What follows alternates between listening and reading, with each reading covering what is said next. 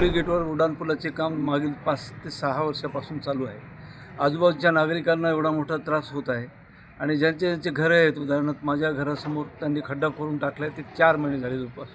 जाता येत नाही, बाहेर येता येत नाही आणि आजूबाजूच्या वाहनालासुद्धा फार मोठा त्रास होता आणि पाऊस वगैरे जर पडला तर सगळं वाहनं जागेवर ब्रेक व्हायलेत आणि सगळं वाहतूक व्यवस्था विस्कळीत व्हायली. लोकांना एवढा मोठा त्रास व्हायला आहे आणि यंत्रणा मात्र कुठल्याच दाद देत नाही. त्यांच्याकडे जा, याचा फोन नंबर नाही, ते माझ्याकडे नाही आणि परत तहसीलला वगैरे गेले की ते रेल्वेकडे आहे. रेल्वेचे सांगतात ते काहीच करत नाहीत. म्हणून हे त्वरित त्याचं जर नाही केलं लवकर तर इथलच्या आजूबाजूचे लोक सगळे आंदोलन केल्याशिवाय राहणार नाहीत. कदम साहेब हे रस्ता केव्हा तयार करतात? आमचे वाहनं सगळे खराब होईलेत, नवे टायर टाकलेले खराब होईलेत. पुन्हा आमचे ऊस पण इथून यायचे ते आम्हाला फुल भरती आणा येणं झाली. पुन्हा अजून काय दोनदा टायर फुटले आमचे साहेब. किती टायर टाकावं आम्ही? हे केव्हा होणार आहे रस्ता तुमचा?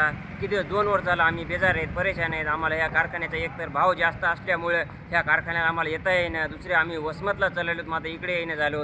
असं काय तुमचं केव्हा होणार आहे हे आम्हाला सांगा. नसतं आम्ही हे रस्ता खंदून टाकावं का? असं करावं का?